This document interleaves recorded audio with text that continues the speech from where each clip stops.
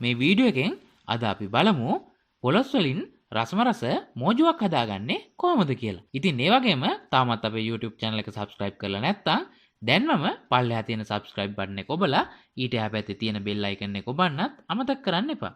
මේ සඳහා අද අපි අරගෙන තියෙනවා බැදගත් පොලොස් ග්‍රෑම් 500ක් පමණ, අඹරාගත් අබ, සාමාන්‍ය ප්‍රමාණයට බැදගත් අමු මිරිස්, සාමාන්‍ය ප්‍රමාණයට බැදගත් රතු ලුණු, ඉඟුරු සුදු ලුණු, සීනි, විනාකිරි, එනසාල් කුරුඳු පොතු කරාඹු නැටි ස්වල්පයක්, රම්පේ කරපිංචා. ඊළඟට භාජනයක් ලිපේ තියලා එයට පොල් තෙල් මේස හැඳි එකමාරක් විතර එකතු කරන්න. මේ සඳහා මැටි හරි නාස්ටික් හරි භාජනයක් පාවිච්චි කරන්න.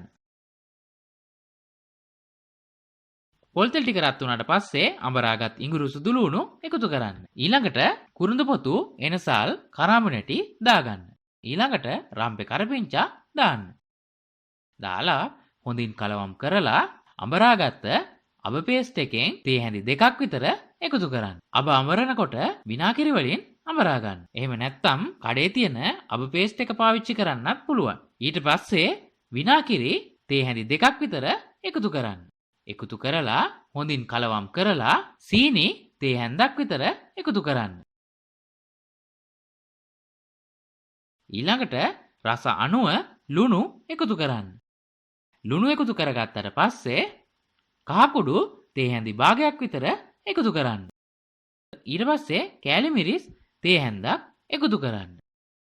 ඊළඟට බැදගත්ත ලුණු අමු මිරිස් එකතු කරන්න. එකතු කරලා බැදගත් පොලොස් එකතු කරන්න. පොලොස් බදිනකොට මේ විදිය පුංචි කෑලි වලට කපලා බැද ගන්න.